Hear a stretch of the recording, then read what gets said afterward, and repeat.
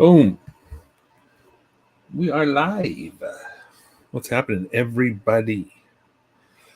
This is Mikey Wine, aka Gundamonium Works, part 10, I think we're on, of the Tamiya 135 scale M1A1 Abrams tank. And we're here. How's it going, everybody?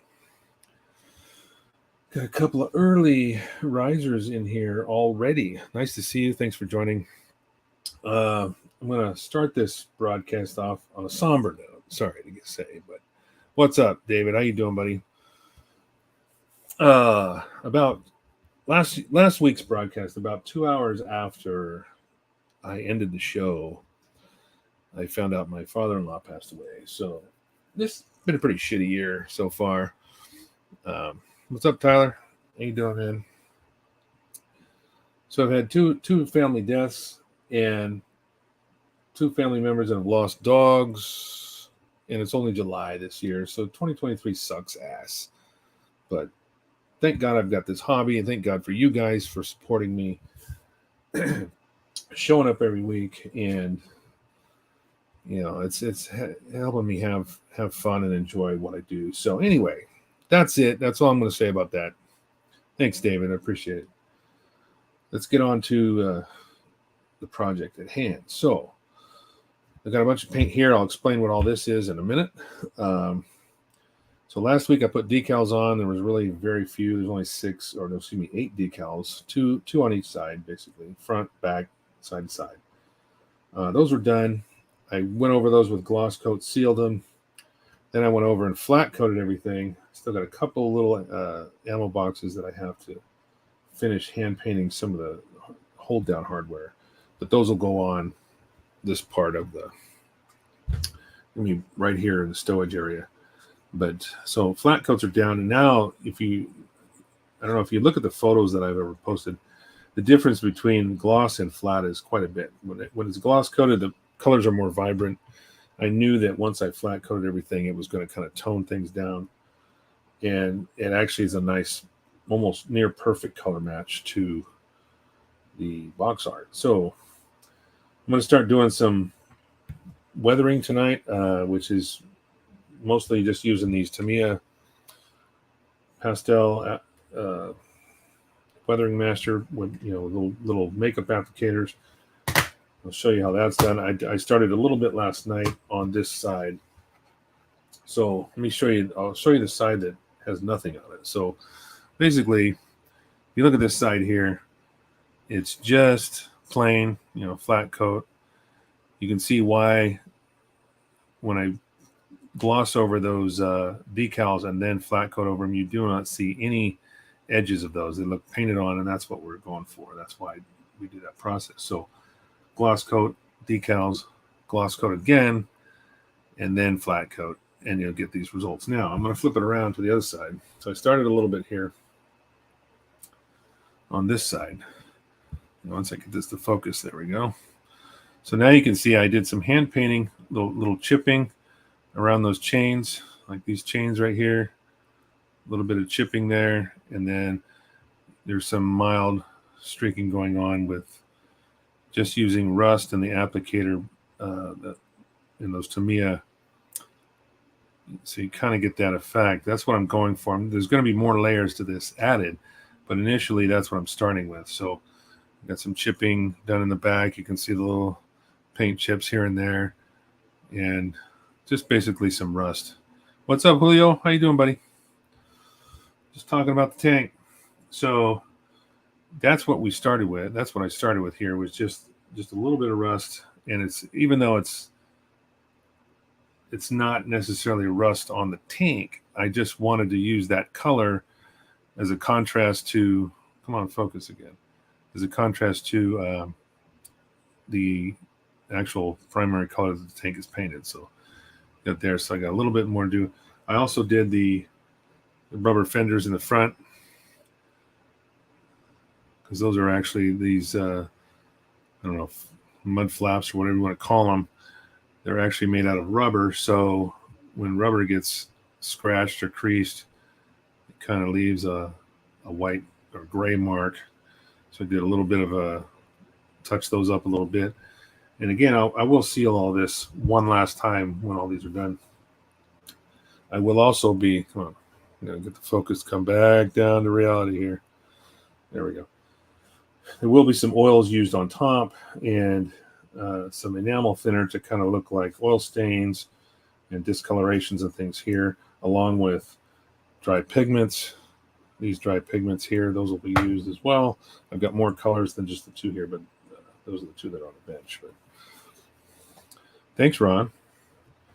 Looks awesome. Well, we're getting there. I got, layer by layer, it's starting to come together. So the last thing I did was this last week was I primed after I glued these guys, arms in place, got them in the right position. I primed them. And then I went through and realized I had to do some seam fixing on the shoulders where the arms come together. It's pretty common for this type of thing when you're gluing an arm on. There's going to be either a ridge or something there. So I'm going to have to shoot these again with another layer. Just do some primer, make sure my seams are good, and then I can start hand painting those. And that's where these colors come in. So because this is a desert scheme, this is basically all of the color with the exception of this one. This is everything that the camouflage that they're wearing is going to be done in. So there's not a lot of the white and black, but they're really just like sand specks. If you look at the box art, you can see it better, but they kind of done it here. Instructions here. This is the desert scheme, and then the one on I guess your right would be the European type, regular green, brown, black camouflage. But I'm doing it in the sand scheme. So I picked all these colors out based on what Tamiya is asking for, and I kind of match. This is a reddish brown, a sand, more of a buff color, kind of an earth brown, and then black and white. And the black and white is just a little sandy specks. Still getting caught up on your vids. I'm behind on this project. Well, that's okay, Dave. No big deals. They're all up on YouTube and Twitch. So whatever you don't catch here, or even my page on Facebook, you can find them anywhere. Gundamonium Works, or on YouTube at youtube.com/@Gundamoniumworks, and then Twitch as well. So whatever you prefer, those three platforms, you can find that stuff, those videos anywhere. So I'm going to start, I'm going to bust out this. This is a Weathering Master Set B, which has snow, soot, and rust. I've got other colors like sand, light sand, mud, orange rust, gunmetal, silver, and burnt blue, burnt red, and oil stain. So I might get into these, mostly just using the one color on Set B at the moment. And that was just getting those, applying those streaks to the side here. But what I haven't done to this side, I haven't painted any of those chips yet. So I've got to do that first. And that's where this color comes in. The whole red. Yeah, I've been watching on YouTube. Nice. Okay. That's good. Good place to watch. Whole red is, it kind of mimics like a primer. If a red primer, if you've ever seen, I don't know what primer they use on military vehicles, but red primer is pretty common. So this, even though this is like a ship color for the whole of a ship, but it mimics a nice rusty kind of a red primer. So by doing the chips, I'm hand painting little chips just with a brush, one at a time. So it looks nice against this sandy brown, and yeah. So then after that, once those dry, then I can go back over it with the rust and make the streaking. So I may do the front. I think I'm going to leave the side that I finished alone. I'm going to continue working on the front. I'm going to do a little bit of chipping first, then I'll go back over it and open up the whatever. So got my little brushes. These are pretty tiny brushes. You kind of see, this is one of my smaller little pinpoint brushes, but they're good for anything, acrylics, lacquers, pretty much anything. So, but as always, I'm blind, so I got to put the mags on, get these dialed in. These are my adjustable eye adjusters here. They have adjustable lenses that move in and out when you turn the screws, so I can go from 0.5 all the way up to 4 times magnification. But I really need to get close. So I'm going to stir this up, and then I'll start doing some chipping on the front. Basically in this area is what I'm going for. A little bit down here. And again, this I'm not done with weathering underneath these fenders and stuff. I did the tracks, but I really got to coat these and pack them with dirt and dust and everything like that. That will all be put on after I do the chipping. That way, if anything does show through for my initial layers, it will look like it was, they've been there a while and the dirt is just collecting underneath it. What gauge? What gauge? What do you mean, what gauge? What are you talking about? Not 00. Not sure what gauge you're talking about, David. Tell me what you're asking me. Talking about what scale this kit is? I don't know. You'll figure it out. You'll ask me here in a second. What gauge is the brush? Is that what you mean? Let's see. Is it? Oh, it says 10. 10 over 0 on the paintbrush. Yeah, it says 10 over 0, 0.255. I don't know if that means the number 2, 0.255. I don't know what gauge is, man. It was made in China. What am I supposed to do? It's tiny, and that's all that matters. So I'm just going to spin this around. I've also gone over, because I flat coated everything, my windows like on the cockpit here, and then the glass around. I got to pick this up here. The glass around this, the 50 cal. I had to go back over those with a GX Super Gloss on those windows because they were flat coated. So I went back over them and just hand brushed some gloss on them and make them shiny again. No problem, Dave. Anytime. So I'm just going to start doing some chipping here. Taking just a tiny bit just to kind of wet the brush, but I don't need much because at this scale, see, I'm trying to prop it up here. At this scale, I just need to make some tiny marks because it's not going to be too terribly large. It's one of the things I was talking to somebody at my work today. Was it today or yesterday? I think it was today, about weathering and scale. So when you're doing chipping, it has to fit the scale. So you can imagine if you put giant rock chips on something, but it doesn't matter, like a Gundam kit is like 1/100 or something like that. If you don't, keep your weathering within the scale of the kit you're building, then it just won't look right. In the end, it's going to look just wrong. And it's hard to do, so you got to be careful. Start small. I mean, I remember the first time, I've told this story before. The first time I tried to do chipping on a 1/100 master grade, and I had the kit assembled. I had it done in like subsections. So I had the legs, I had the arms, the torso, just in sections by themselves, the head. And so I went through each one, and I just did some chipping like I'm doing now. I'm using a small brush and chipped everything up, and each section looked great. It's like, oh, this looks awesome. And then I assembled the kit. And I tell you this because when I got done, a friend of mine was very honest with me. He goes, well, it looks great if he was doing jumping jacks in an asteroid field. Because I just overdid it. There was way too much chipping on there. So sometimes less is more. And you can kind of see what I'm doing here. Let's see if it focuses in. There's not a lot. I'm just doing some random chipping there.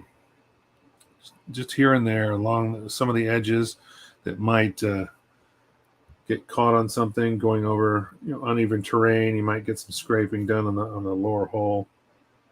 So there's going to be a little bit more across this edge here than would be up here. There might be some, but not much. So I'm just kind of randomly Putting some little dots on there. Dots and lines to kind of simulate. There's two little toe hooks on the front here. They might have some additional chipping because, when you attach a hook or attach a cable, it's going to rub some paint off. There. Okay. And I'll do this in sections. So I might open this bottle 3 or 4 times tonight just because I'm going to do some chipping, and then I'll go back. Because it dries so quickly, I can start doing using the pastels to finish that section. Then I can go back, start the next section by doing some more chipping. So what I'm using is set B, Tamiya M1A1 Master, and the white works great. Even though this is called snow, it works really well for those front mud flaps or whatever. That's what I use. I use the white, but this is primarily the two I use with the soot and rust. And I've just got these generic makeup applicators. This one I've been using on with black. This side more of the rust. So now what I can do, and I'll show you let me show you what the box art looks like. So this is what I'm trying to simulate. So you can see the front of the tank and even the side, all those streaks, they're just basically watermarks. There's going to be some of these streaks are from rain, dirt, whatever it is, the accumulation of being out in the field. So that's what I'm trying to simulate. So I'm going to put some chipping there, and then I'll go back over with the pastels and do the streaks. And that's pretty much what I started here on this side. Was all those mild stringing effects, and I can go back and add more. The hardest part is removing it. If you have too much, it's kind of harder to remove it. So start small. You can always add more.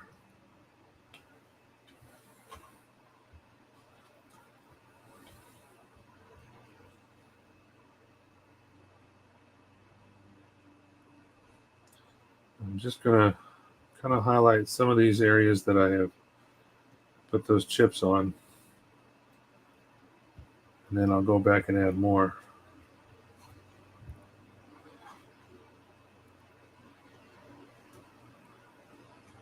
Initially, most of the discoloration will be from those worn areas that are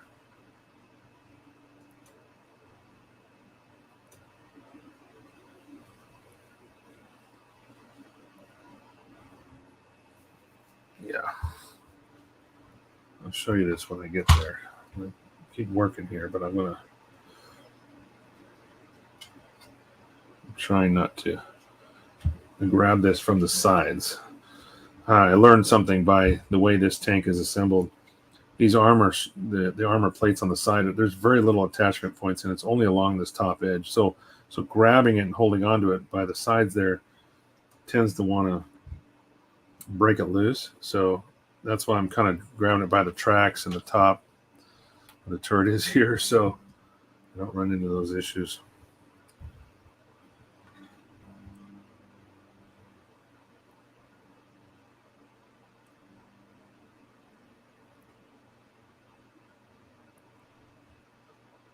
And I've actually applied some on the edges, on the edge of this too. So I've got the flat and then the edges. So I can actually get different thicknesses of the streaking that I'm using. It's different widths. So it kind of varies the amount of or the widths of those lines going down.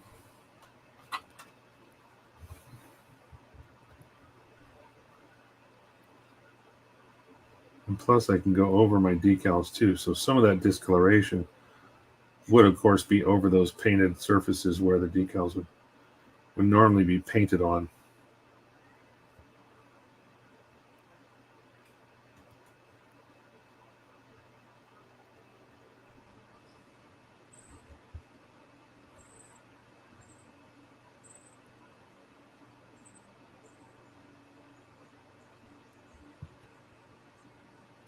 It looks pretty good.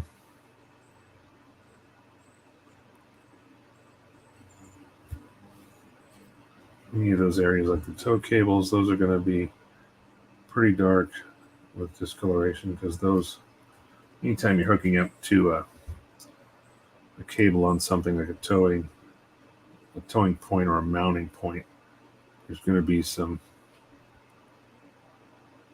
chipping involved there.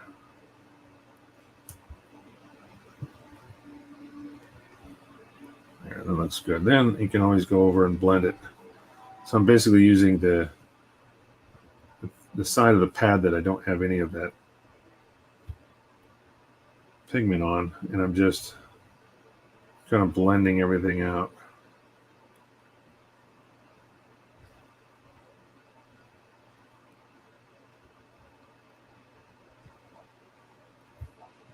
So here's what we're starting with. So I'm going to show you the front now. Come on, focus. There we go. Come on, get in there. Focus. There we go. So that's the first layer. I'm going to go back and add more to this, but you kind of see what we're doing. Just creating that type of random wear and tear, and those, whatever rainwater things, you're going to carry dirt along these surfaces, and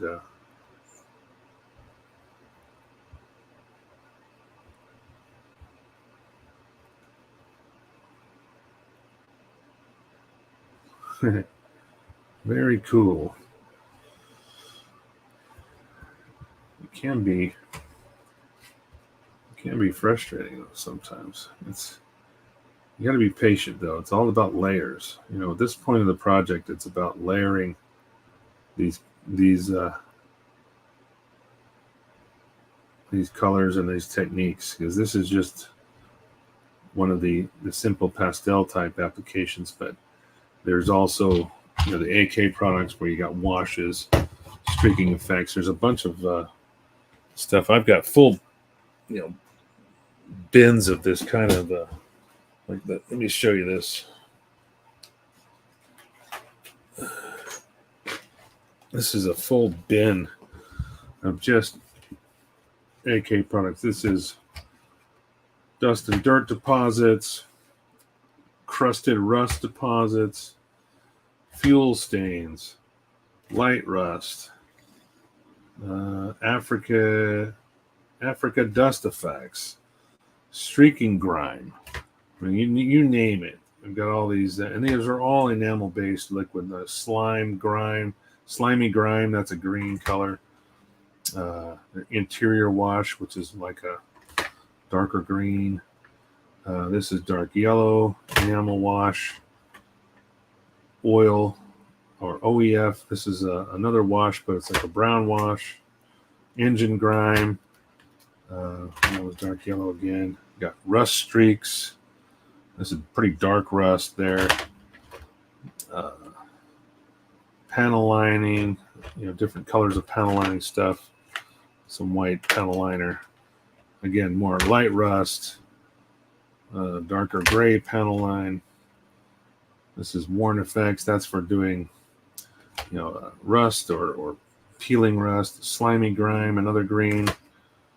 Dark brown wash. So all these things can be used in layers to create the desired effect. So I'm going fairly simple right at the moment, just starting with the basics, and then I can add to that. The nice part about those enamel washes is, holy shit. He says, oh, holy shit.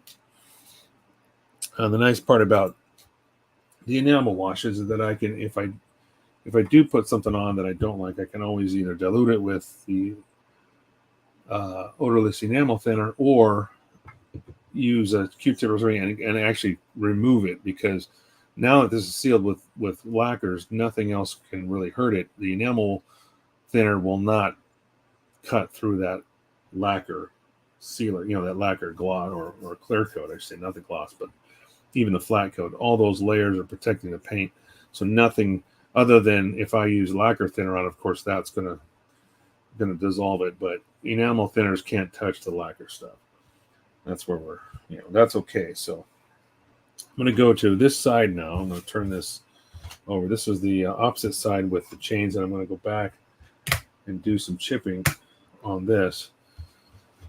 And before I go there, I'm going to focus on the corners, any areas that could be worn, like the hinges here where the armor plating will, is movable when they're servicing the tracks. Those hinges are going to be chipped. There's going to be some paint that's going to come off of that stuff. And of course, around the openings here where there's debris. And I'm going to add more dirt and more dust and stuff like that later. But initially, I'm just trying to do the chipping. And then where these chains are, here and here, and then in the back, I'm trying to create that effect of, I guess I said this, I think, last week, when you have a, like if you've ever driven behind a dump truck or something that has chains hanging on the back door, you just see those sweeping marks where it's just rubbing the paint off. So that's kind of what I'm trying to do with these chains along the sides where the armor is. It's just creating some of those imperfections and chips, and then I can go back over with the pastels and touch that up. So this might still be stirred up, but I'm going to give it a quick spin here just to make sure.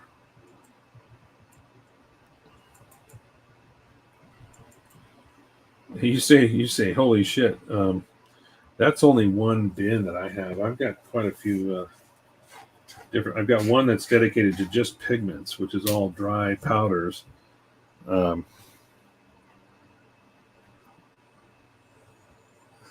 Holy shit.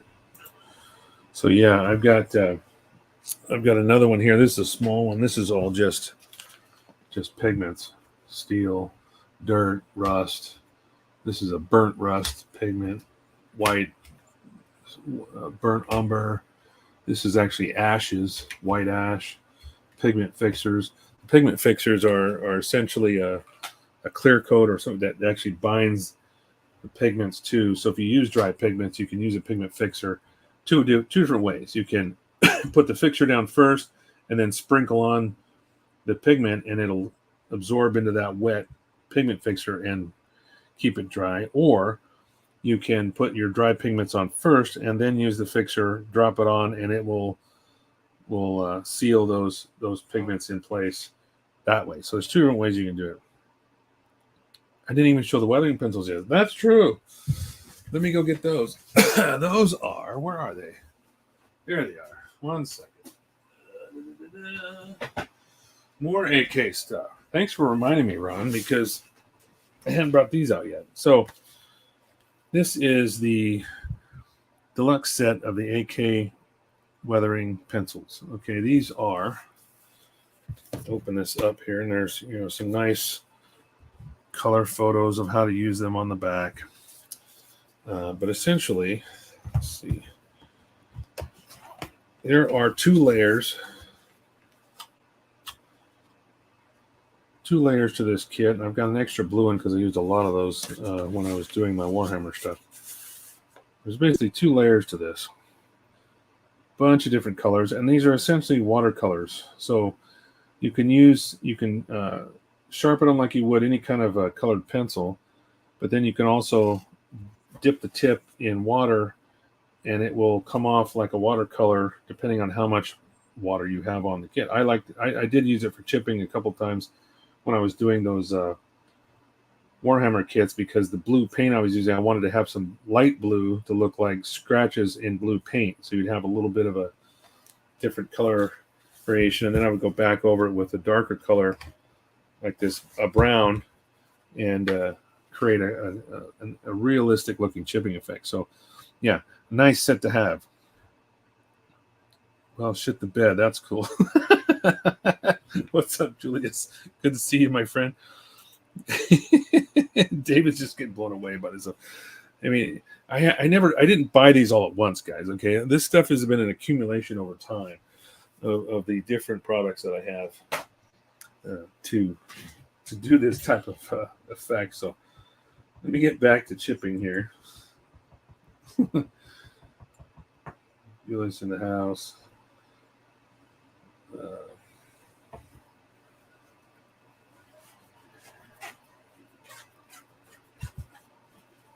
I picked up these little a package of these little stir sticks from Mr. Hobby as well. They're little wooden sticks with a ball in the end. They work really well. I like them. I was using these like a flat bladed, type of sculpting spatula as a stir stick. That works too, but it's nice to use something that doesn't make a bunch of noise and it doesn't splash all over the place. Plus, it can get down there and really stir up those pigments if you got an old bottle of something that's been sitting for a while. All right, let's get to work here. I'm going to keep an eye on the chat, but I'm gonna have my head down here. What's David saying? No, my paint stash has accumulated dramatically. Yeah, you have no idea. I mean, maybe you do, but have you seen how many different colors of how much Mr. Color that I actually have? I got paint racks that go around my entire workspace here. So this table is about 60 inches wide that I'm working on, and nearly the entire width of it is all paint racks that go all the way around the back and all around the sides. So I've got probably, oh gosh, I'd say probably about 300 different bottles of Mr. Color. I'm just guessing. I really don't know. No, you haven't seen it yet. All right. Okay. Here's what we're going to do. I'm going to take a short break here. I'm going to put this cap back on the paint so I don't knock it over and make a mess. Now we're going to shake the camera around here because I'm going to take it off of my mount.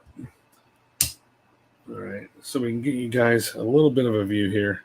So there's my computer screen that I'm watching everybody. So here is one side of it. It goes around the back.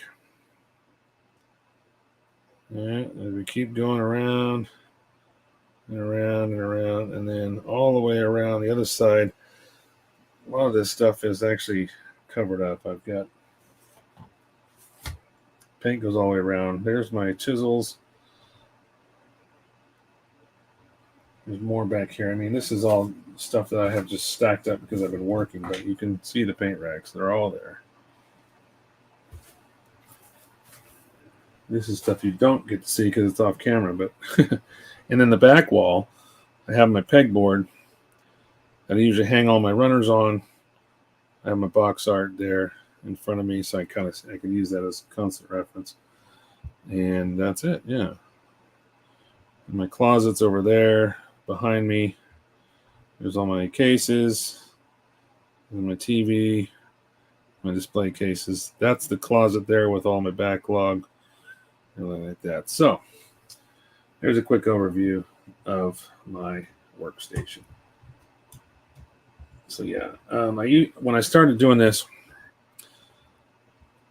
years ago, or I actually got back into building, I should say, I used to use exclusively Tamiya acrylics, and I didn't understand how they worked. I didn't understand that even though they're considered acrylic, you do not, I screwed up a lot. I thinned them with water. I did a lot of things you probably shouldn't do. And when I started building again, I realized that I could use Mr. Color leveling thinner with Tamiya paints, and they worked really, really well. And leveling thinner worked amazing with that kind of stuff.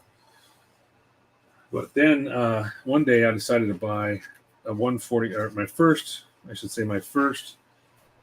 Hasegawa Valkyrie kit from Macross, okay, and it was the first one I built was a 148 scale. So, and I didn't know that Hasegawa uses drinking good. Oh, you saw the Stella. Well, that's not all I had. Yeah, you did see that. You're not supposed to see that's behind the scenes, right? No, but see, what you didn't see was that this had something in it too, but that's beside the point. That's some good whiskey, some good Scotch, or some good bourbon actually. So, good beer, Stella Artois. Yes, I am. What was I saying?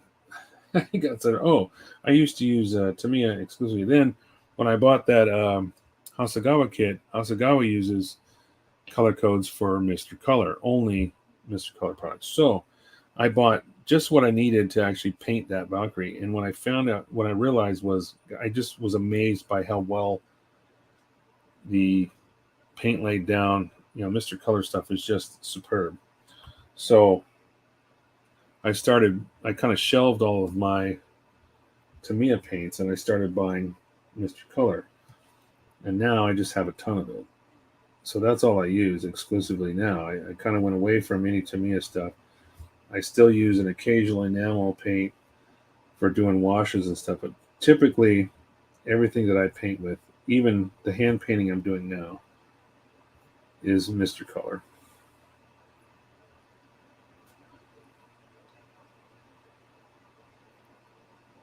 So I'm just going to be doing random chipping here around these chains and some of these panels, and then I'll go back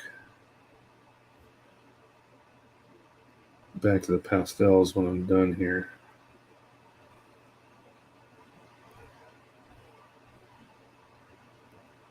If I get quiet, it's only because I'm focused on what I'm doing here. So I'm going to keep an eye on the chat. Please chime in if you have a question or comment, and I will answer it when I look up.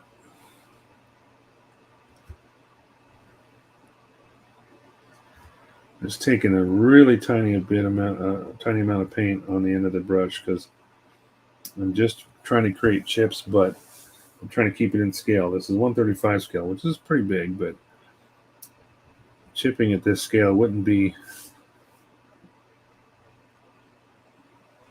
too large. It would be pretty small. So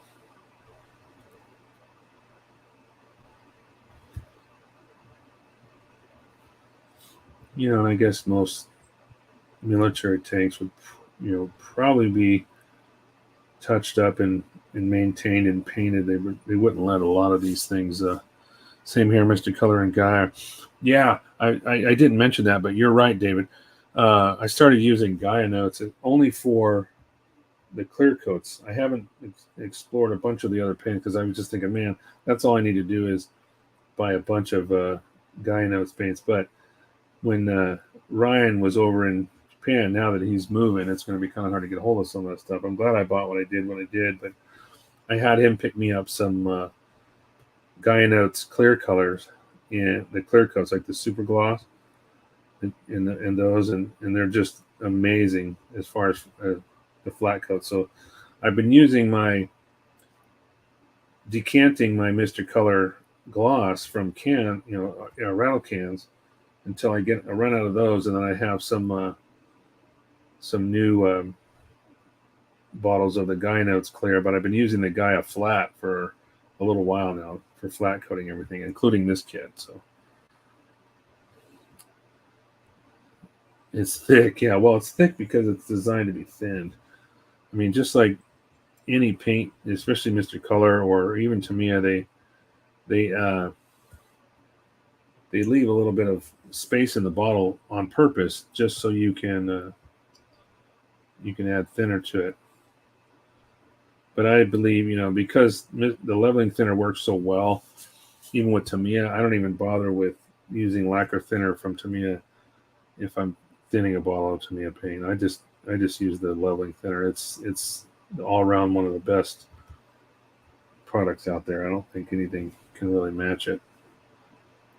I know Gaia makes their own thinners, but that kind of stuff's hard to come by here in the States unless you live in Japan, like Ryan did. I mean, you're not going to be able to get your hands on it as easily over here. So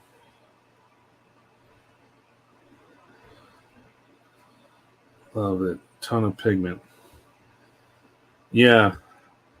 I haven't tried any paints though, so you guys will have to speak for me on that, as far as your experience with paint. I've only used the clear coats. I'm really impressed by their clear coats, but I can imagine if the clear coats are as good as they are, I'm sure the paint is good too. And I've heard nothing but good things from people that have used it. And I think Ryan was using it pretty regularly over there, some of his kits. But now I think he's shipping off to Colorado, I think is where he's headed. I'm not mistaken. So this is a kind of a not necessarily tedious. It's a fun process, but it takes time. You got to be. I'm doing random chipping, but you also have to be careful not to get too carried away. So I'm just kind of some of those areas where panels might rub together. You got a bunch, huh? You got a bunch of the. You got a bunch from Ryan, yeah. Well, I don't think he's going to have that connection anymore, right? Because now that he's leaving Japan, I'm thinking side 6'9", I think is going to go. Unless he's planning on. I don't know how he can do that. He might be able to keep it going. I don't know. It'd be nice, but it's kind of a nice little gig he had going while he was over there. That's for sure.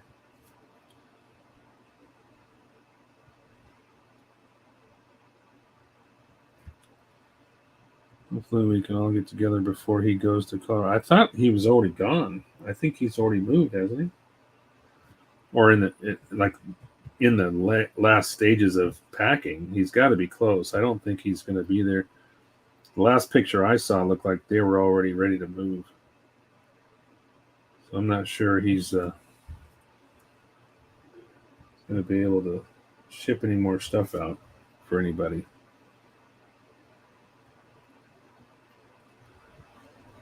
Dave also watches for paint sales on USA Gundam. Yeah, I suppose I haven't used USA Gundam much for paint. I typically go to Spray Gunner when I buy Mr. Color paints, but occasionally I come across something like I did find a bunch of bottles of the black primer, 1500 Mr. Color black primer that I couldn't find on Spray Gunner because they were out of stock. So I bought it from USA Gundam Store. I think I got six bottles of it. Just because I like having primer, especially because I started using that paint technique for doing aircraft where you do that muddled effect and starting with black and doing like white swirls to create those color variances on aircraft. I needed to have some of that, so it was nice to be able to find a bunch of that primer. And that way I don't have, because what I was doing is I was priming everything in gray, the regular 1000 Mr. Color, Surfacer 1000. I was doing that, and then I was going back over that in flat black just to get that black color, and then I'd have to go back and do. So there's more layers than what I needed. So now by having the primer, the black primer, I can just prime it and be ready to go and start that second layer without having to. It should speed up that process without being too terribly bad. So I want to make sure I'm not, Got to make sure both sides match. I obviously don't want to have too much more, chipping on one side and not the other. So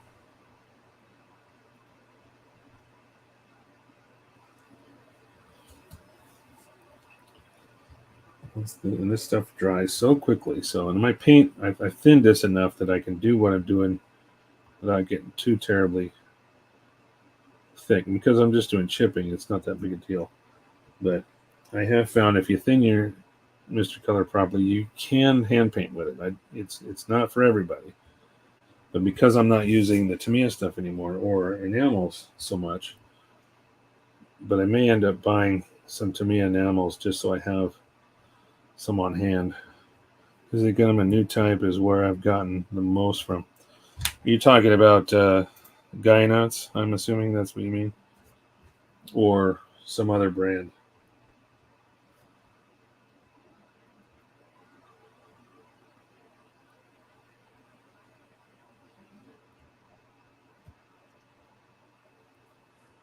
There we go. Okay. It's getting there. This is looking pretty good. I'm about ready to start. Once I get a little bit more, I got to do this back chain, a couple bits up here up front, and then I'll be ready to start putting some of those streaking effects on.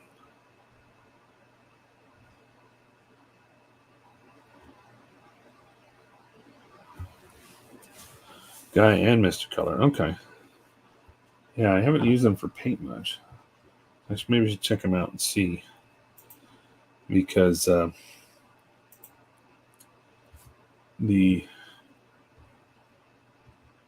don't mind. I actually don't mind shopping from USA Gun Store.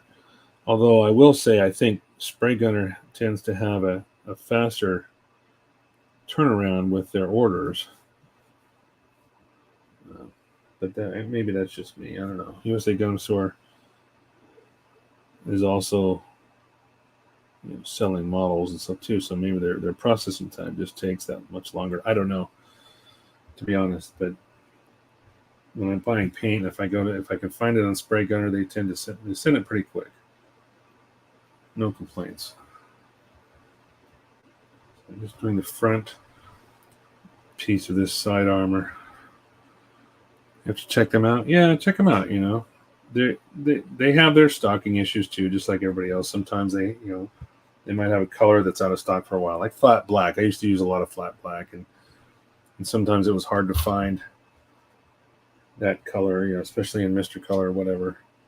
But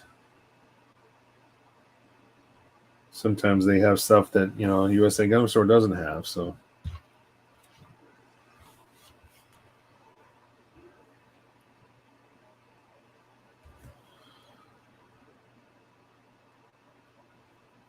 all right, so before I'm going to do this last chain in the pack, but before I finish up, I'm going to show you what I've got so far here. So without doing any of those streaks, okay, now we've just got, come on, focus. There we go.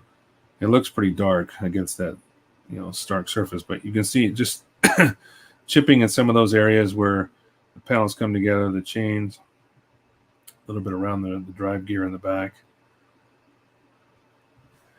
I got a little bit more to do in the very, very back here. I'm just being very careful not to, because I've got photo etch and stuff on the top, so I'm making sure I don't break any of my little handles off or anything like that. So I've got one more chain in the back here I've got to chip up a little bit, and then I'll go back and start doing the pastels.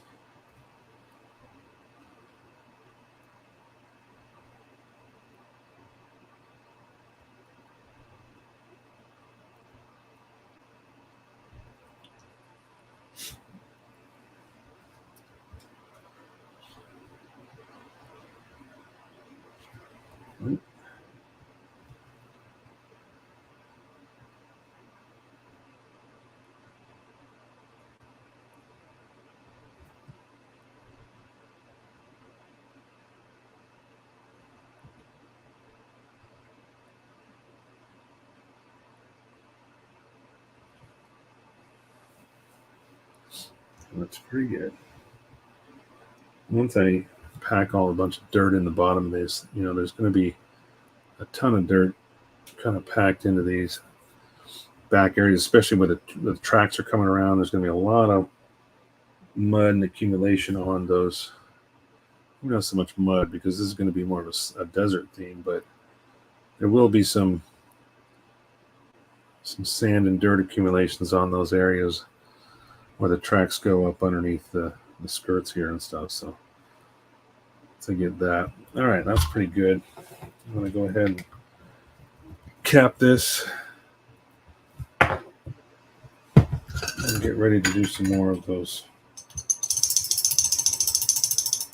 streaking effects with the pastel, the Tamiya pastels.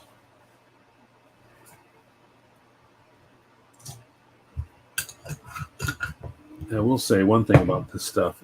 These Tamiya products, don't drop them, because they are kind of like a hard pastel, and if you do drop it, it may shatter that, it may break up that, because this is just like a makeup applicator, really. But they will crumble and break up into pieces. So if you can be careful not to drop your kit, you probably won't have any issues with it. You'll be able to use it for years.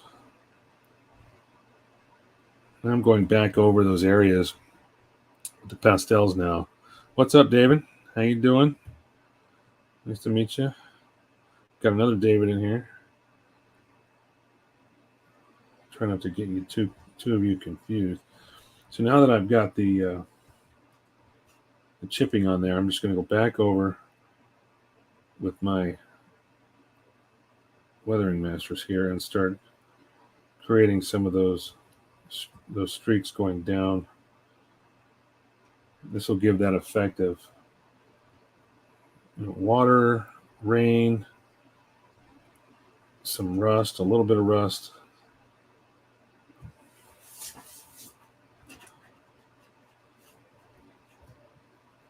Trying to do this without letting go of the kit.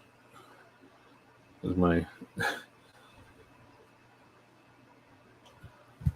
keeps moving around on me when I try to grab some.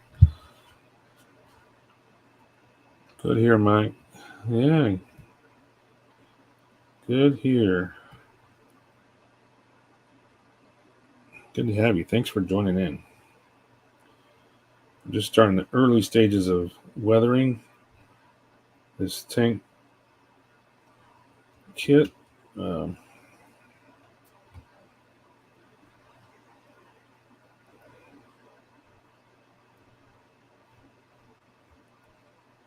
It's really important too to keep all your lines straight. You're doing those type of streaking lines. You got to make sure they don't stray off in the wrong direction. Keep everything, because all this water and stuff is all going to flow down these panels in a way.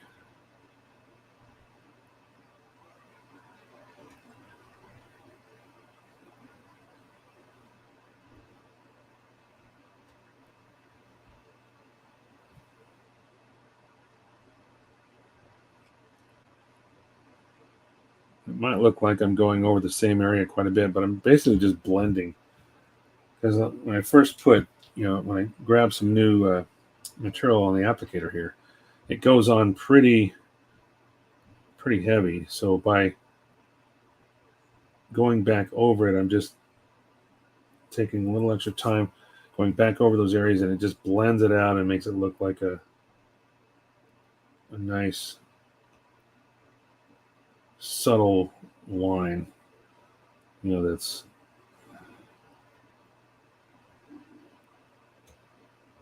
whether it be rust or water stain or what.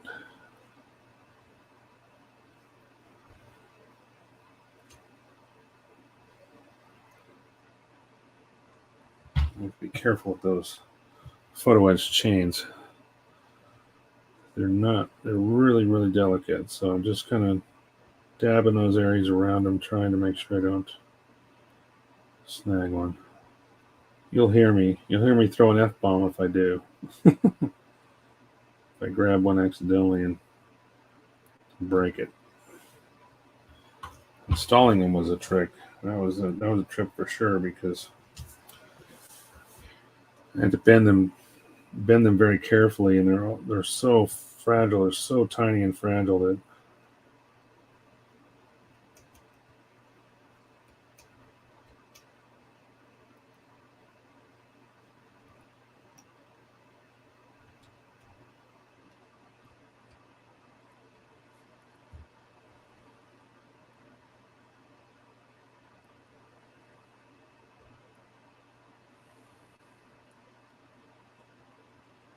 eventually I'm going to get myself a dual camera system.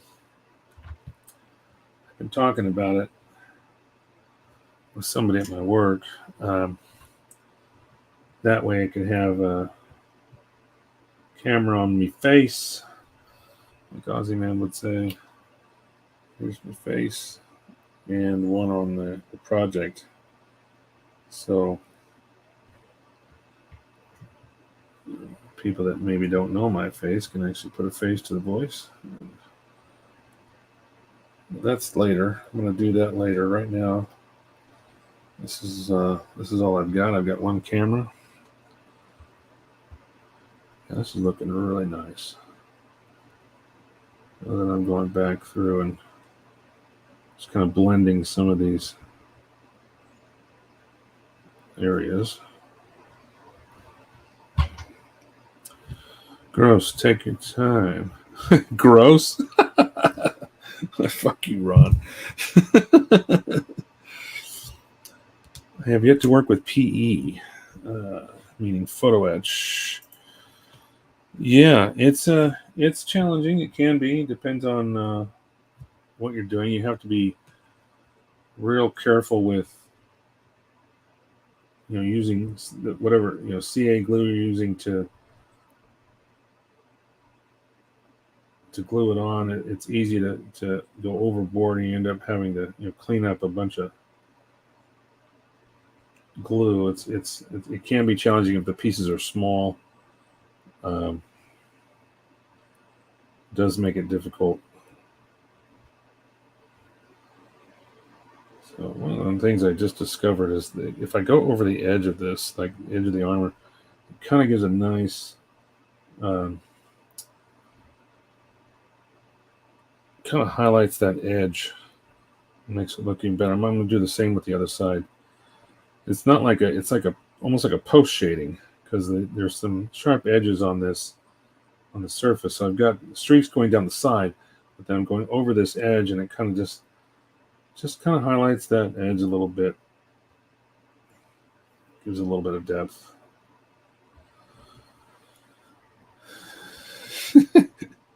Will you clear coat the pastels before doing washes?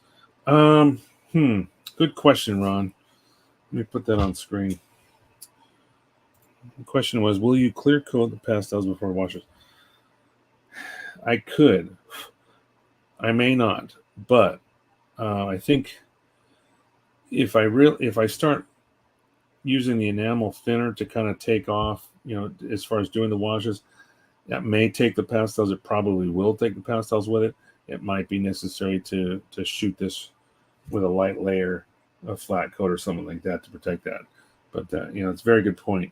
I may not need to do washes on the sides based on, I'm actually liking this side even better. I'm going to have to go back over the other side. So here's where we're at so far. Now you've been watching me do this. So let me bring it up here and let it focus. So it's looking really nice. I like this effect. It's subtle, but not so subtle that it's not noticeable, But there will be more. I'm going to add more to it. It's just getting it's getting there. Back to the beer. Feeling a little parched, boys. And girls, if there are any out there. Probably not, though. Girls don't watch my show. Come on. I'm just going to highlight some of these corner edges. And then do a little bit in the back, this back corner here. I've already done some, but I'm going to put a little bit more. What are you saying here? I want to play with some of this. Looks fun. Let's do parade ready. Oh yeah. You mean like your Warhammer stuff? Talking about your small minis or just models in general, like even the Gundam models and stuff, or you do like parade ready stuff. That's okay too, because I know, like Ryan, for instance, he primarily. I'm not sure. I can't remember. I could be wrong, but I can't remember if he's actually done. And Gundam. Okay, yeah. I can't remember if Ryan has actually done a weathered kit. I'm not sure he has. Most of his stuff is showroom type, ready off the assembly line, and that's great. There's absolutely nothing wrong with that at all. And I could probably do the same with this tank, but then I would have to put it in a setting where it wasn't out in the middle of the dirt. If it was something that was brought up showroom.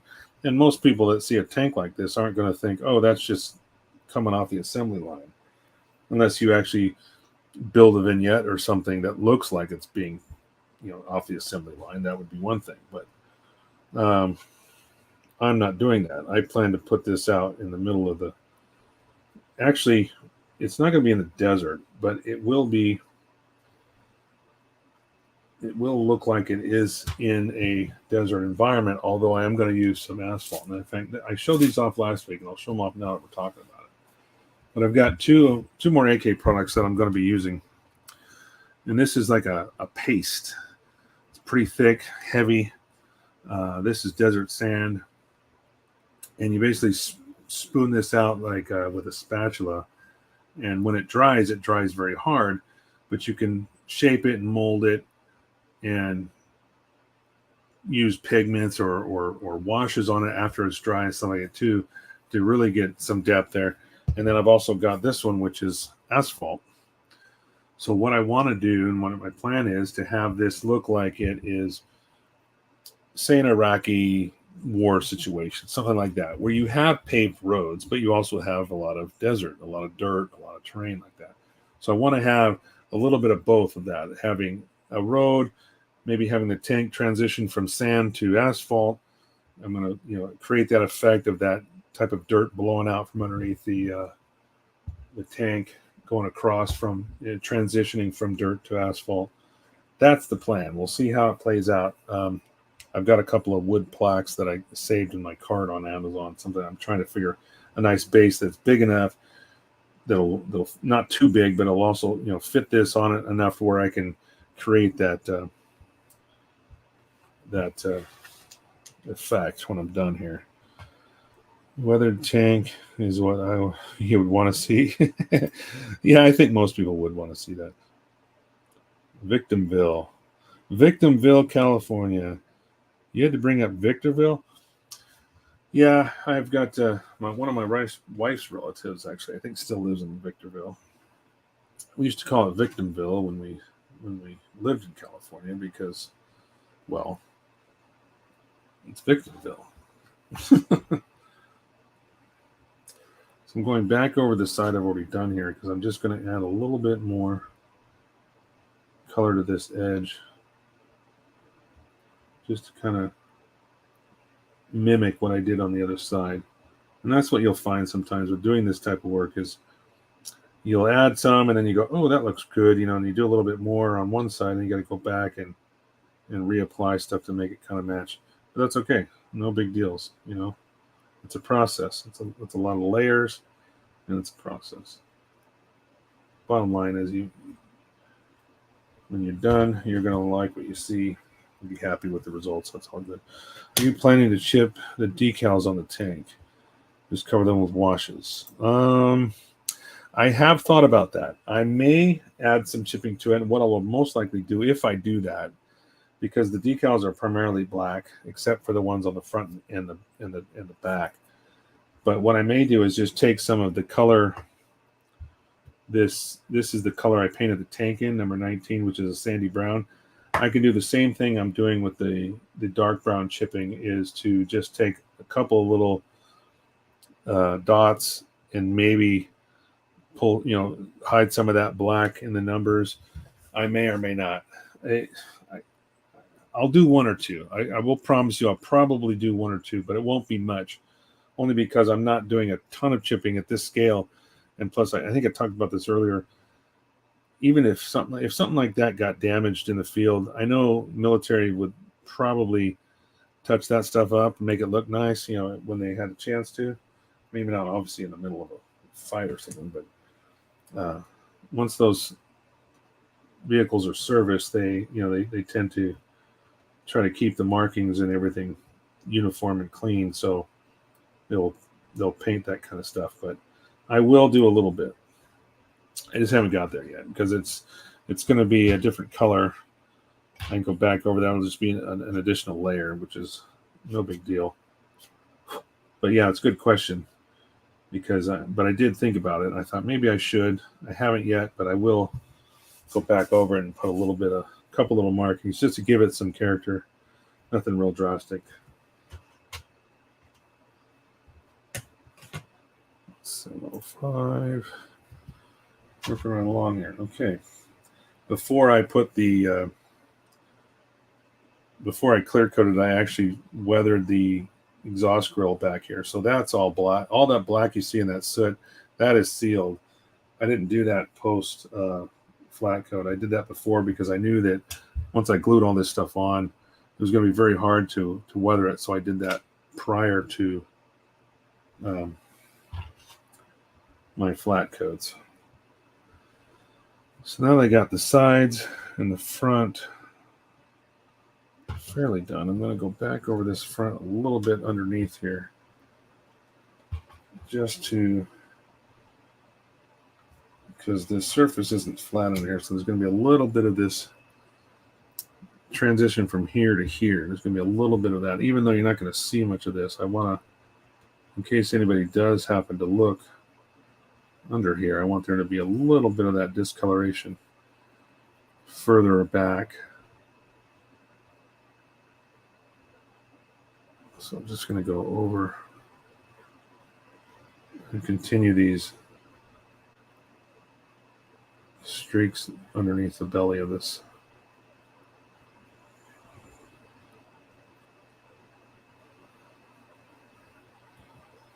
Subtle, but enough.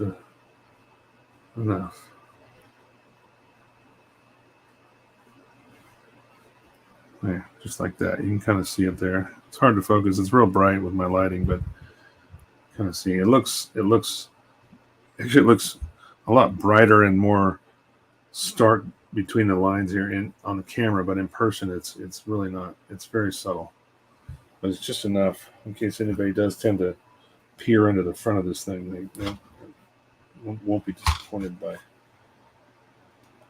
weathering under there. Besides, and I'm going to add a lot more dirt under the belly of this thing, especially in the back where all this stuff would collect. I'm not too worried about the streaks here, because when I get done with all that dirt accumulation, it's going to cover up some of that stuff. But I do want that stuff to be there just in case it does show through. Then you'll see it.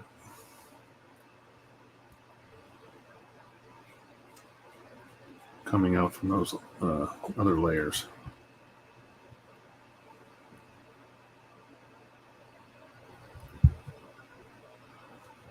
Let's see, what do we got here? A diorama with some poor bastard trying to fix the paint. Yeah, out there with a rattle can and a stencil, trying to touch up his tank. That would be kind of funny. It almost looked like a tagger. He's out there. He's not tagging it. He's just trying to clean it up. Boss said they wanted to see the numbers, so they're now. Some of these surfaces on the underneath, I'm not too concerned with, because typically people that, if I put this in a show, probably IPMS or something like that, they're not going to be picking up my tank to look underneath it. At least they're not supposed to be touching it like that. So I'm not going to do too much under here, just a little bit.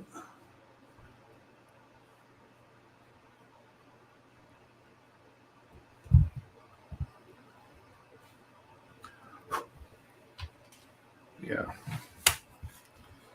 All right. So let's see. I got to do. Now I've also got some oil brushers here.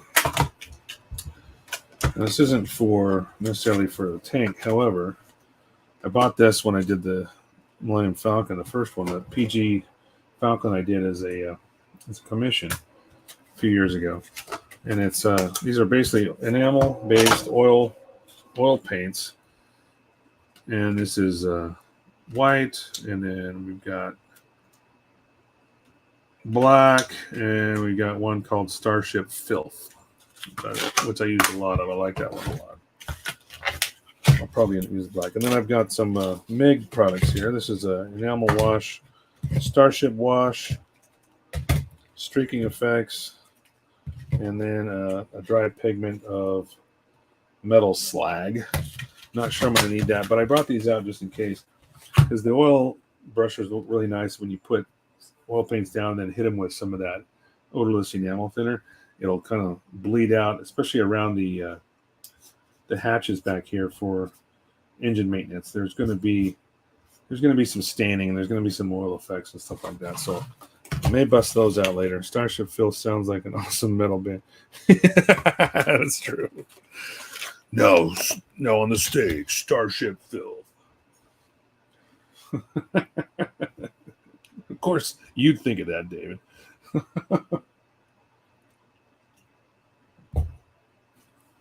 That's funny. Starship Phil. Opening for Metallica.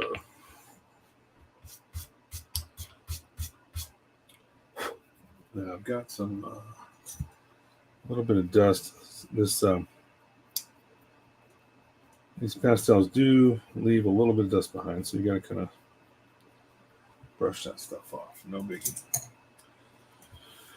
All right, I think I'm ready to start working on the front here. I'm going to do some more of that streaking in the front here because where the driver's hatch is, and it is a downward slope, so there's going to be some of those water lines and some of that streaking in the front here. Maybe not so much back here because this is flat. A lot of those, if anything did sit on it, it would pool rather than running off. Maybe on this surface here, but again, that'll be covered up by the turret, so I'm not going to focus too much on that. But I do want to see some of that stuff coming off the front here, so I'm actually going to start doing the top here. Leave this right where it's at. Yep, metal. Nice. We can be friends now. All right, we'll put this back over here. I'm going to pull this back out. Seems like I'm using this rust color quite a bit, but it works well with this tan color because it doesn't look like rust so much going on this as it does like a brown, kind of a dirt, a dirt line or a streaking caused by rain and being out in the field. Any kind of water, wash that dirt off.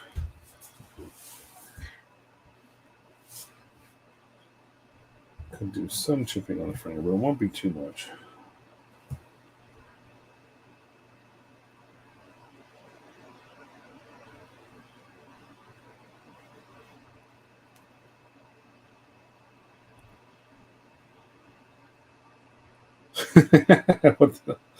What do you mean now? I know, I'm kidding.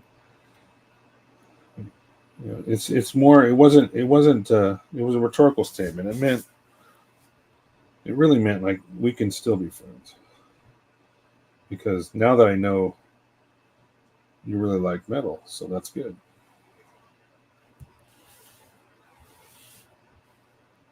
Kind of doing the same thing here. Some of these, some of this stuff is going to kind of come out from underneath the turret. I'm going to display the turret slightly turned. So some of this will be seen, some it won't, but I want to have those effects available because let's put this on real quick here.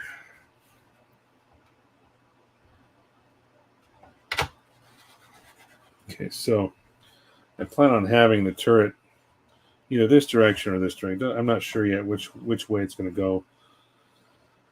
But you can see those streaks have to come out from underneath where the driver is. So yeah, definitely want to do that for sure. Pop this back off, set you aside. All right. So I'm just adding layers. Not going to be really any chipping on the top here because none of this stuff is exposed to that kind of real world type. There's not gravel or like the tracks and around the tracks. Yeah, there's going to be a lot of stuff going on there because there's always rocks and everything else being tossed up. Hits those surfaces. So there we go.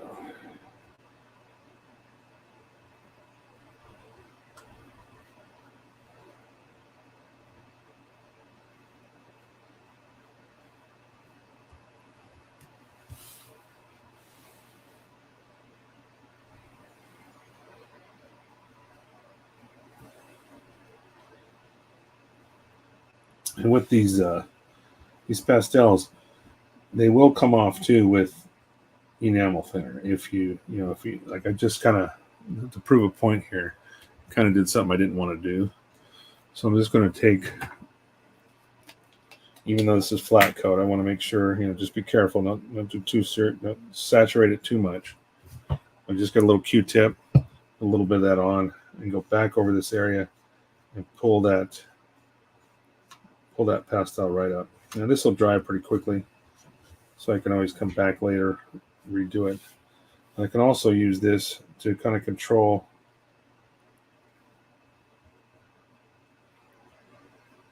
the other layers that I've already put on here. Just by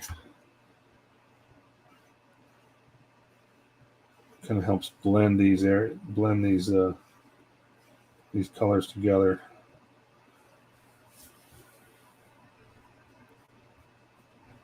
Yeah, looks good. I still got to add a little bit here too for these surfaces, but now that I've got this where I wanted it,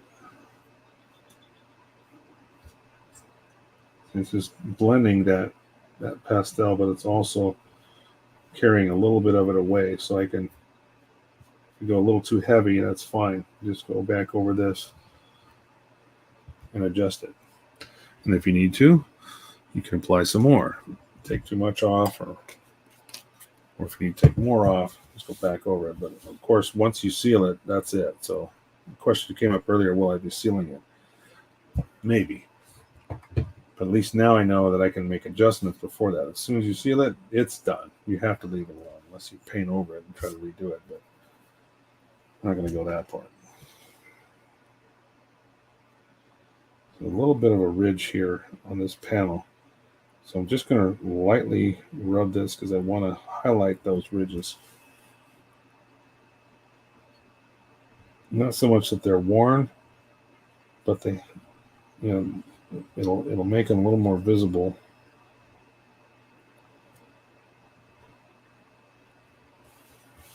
Yeah, just slightly highlighting those areas.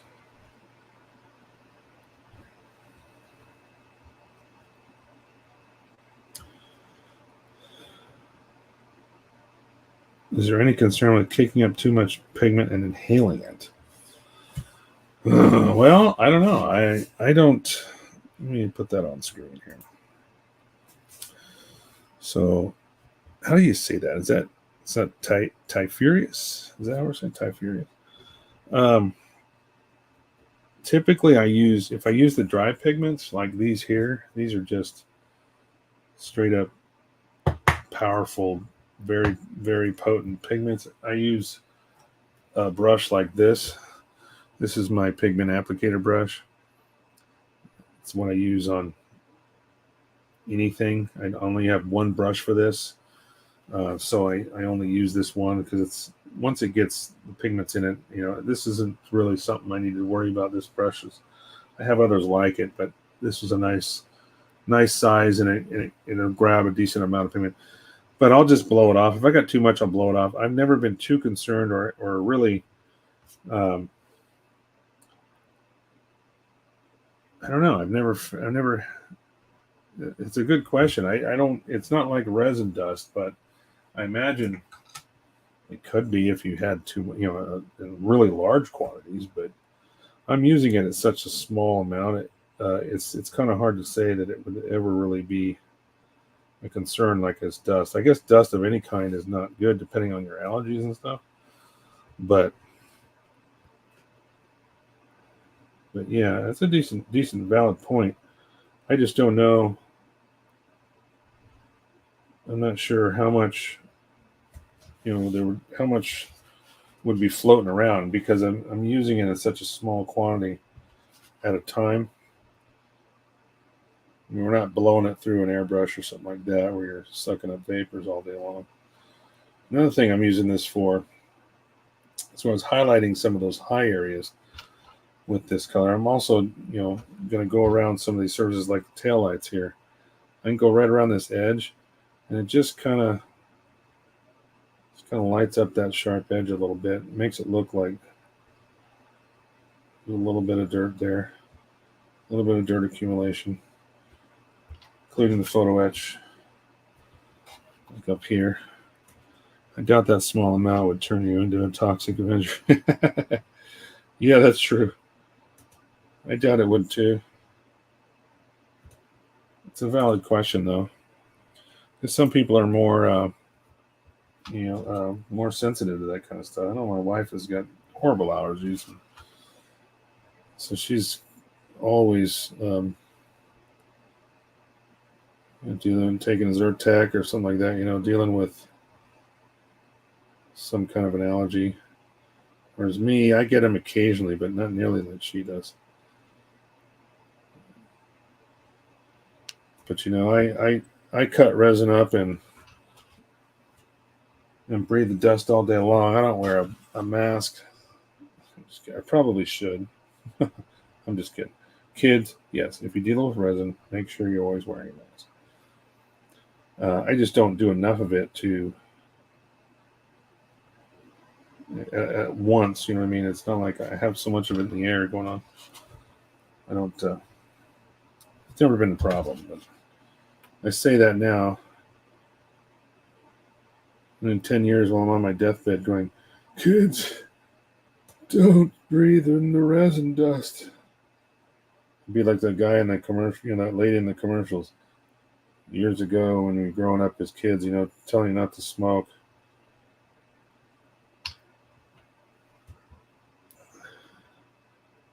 The more you know. Yeah. Ain't shit compared to brake blades, right? Exactly, Tyler. Yeah, I know. Been turning wrenches for 30 years. I've cut enough brake rotors to breathe enough of that crap. I'm not worried about a little bit of pigment dust or resin dust.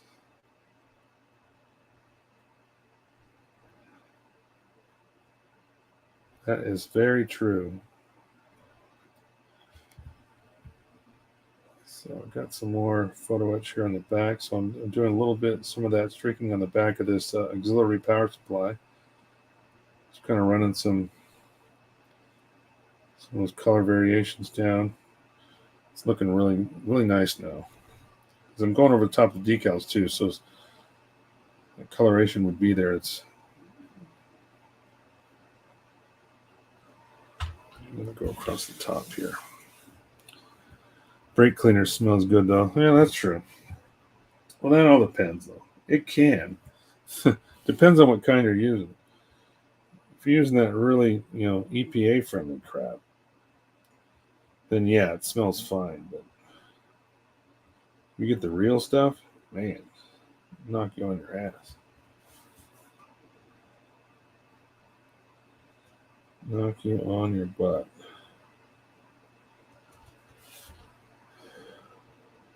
So just kind of highlighting these corner edges just to give them a little bit. Because I didn't appreciate this, I didn't want to appreciate it.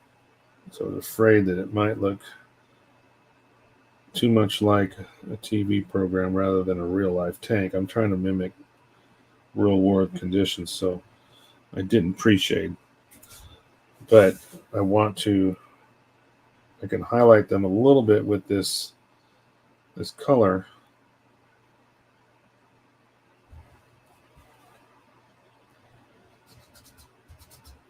Yeah, I need to take that off. Just to give it a little bit of depth.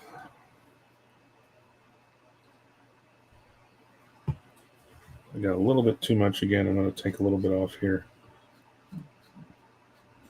Don't mind the edge that I got originally, but I got a little bit next to it. And that didn't look right to me, so I'd take that off. Okay, simple fix. A little bit thinner. Q-tip down. Done. Got a couple more of those ridges going across here, these panels. And this is just because those panels kind of take a dip. They're different angles. So all I'm doing is just barely highlighting those just to kind of bring them out. I'll go over like the hinges, some of the bolts, the bolt heads that are here, handles, stuff like that. So all those things that are used, like hinges and hand grips and stuff like that, are going to be worn just by people handling them. So I can go over those surfaces with this, and it doesn't do much. It just highlights them a little bit, gives them some contrast between the background.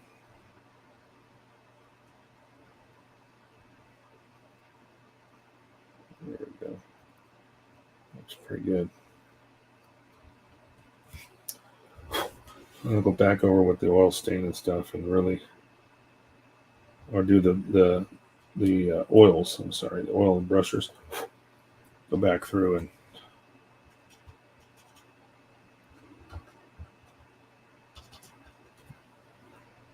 give these panels some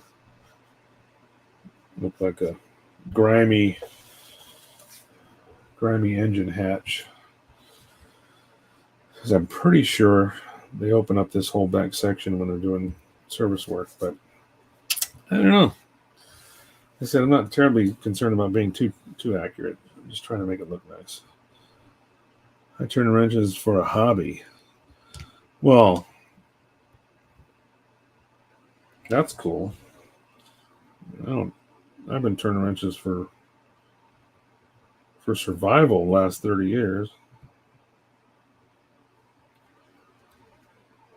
Don't tell anybody, because then I'll start getting messages. Can you fix my car? Did you side work? That's what happens after this, right? Right, Tyler? Can you answer a question for me? What gets me is like, sometimes my wife will do that. I'm like, oh, well, he works on cars. Like, no, stop telling people I do that. I'm off today. I don't want to work today.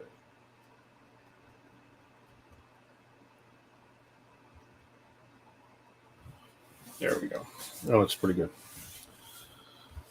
All right, so now I can add a little bit more to this front section here. Hey, Mike, you should fix my car. Yeah, Ken, you can fix your own damn car because I know where you work. I need some head gaskets done. Yeah, I bet you do, Tyler. I know where you work. You can fix your own damn head gasket. I get that when people find out I'm a network engineer. Yeah, I imagine it's an industry-wide type of standard. I think, Oh, you work with computers. Well, I got this problem with my computer. Yeah, I'm sure that happens all the time. They expect you to be like Miracle Max and know everything about everything, and it's like people used to tell me, or ask me questions over the phone. It's like, here's what you do: go call a dentist and have him diagnose your toothache over the phone and see what happens. I can't tell you what's wrong with your car. It doesn't work that way.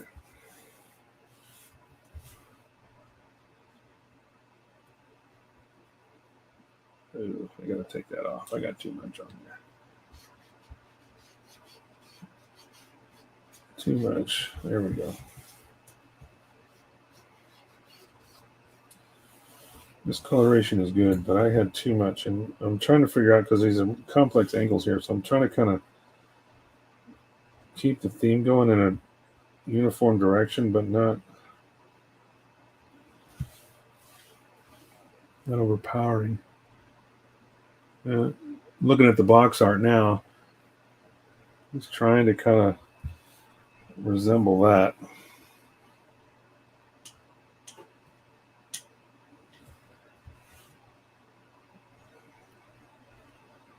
So these fenders are going to be definitely going to be discolored, because this is like the last bit that runs off the front of the tracks here. Okay. Other side.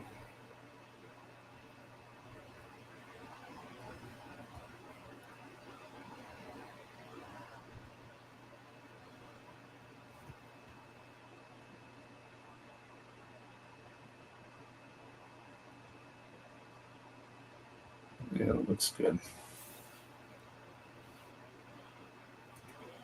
I'm going to tone that down just a little bit. I'm just going back over this, with making little adjustments here and there. If I got a little too much, looks like a little too much of that pastel on there, I just go back over it with the Q-tip and kind of tone it down with the thinner, enamel thinner. That looks good. All right, let's see. It's 7:30. We're already in an hour and a half. I'm going to have to call this one a night here pretty soon. So let me show you where we're at. So when I started tonight, I'd only done one side of this kind of as a test to kind of see what I was going to do with the rest of it. But now I've pretty much done all four sides of this. Well, 5 if you include the top, but I still got to go back over the engine area here and do some of the oil staining and stuff like that.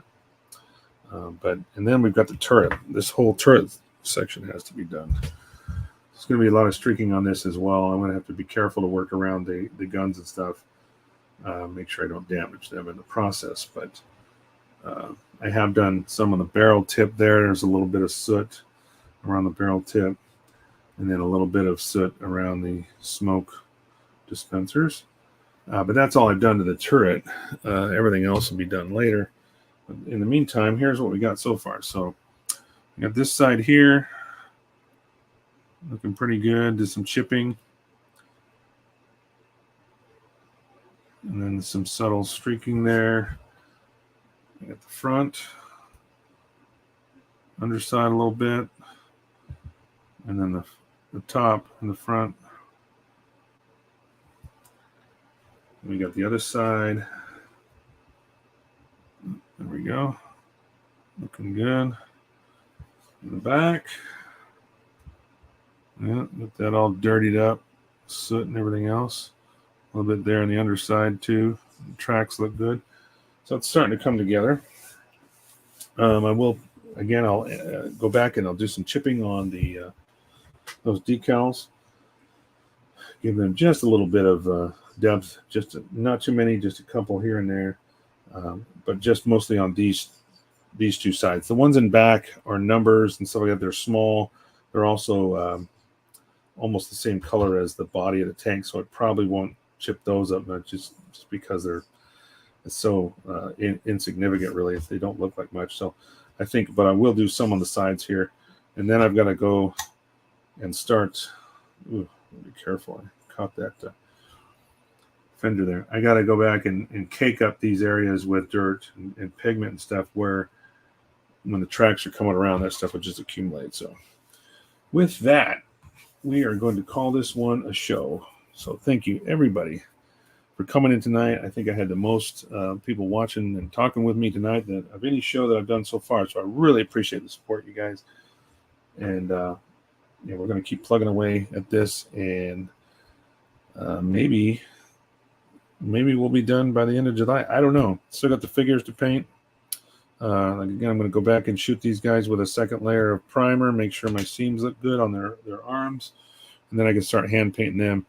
The trickiest part on that is going to be the camouflage, because I really want it to look like a nice desert camo. So that's going to be a fun little bit of a fun little challenge, trying to utilize all these colors and make it look good. So we shall see. What I'll end up doing first is airbrushing the flesh tones on their arms and faces with the actual flesh color that I have, and I'll airbrush that, but then I'll end up hand painting the rest.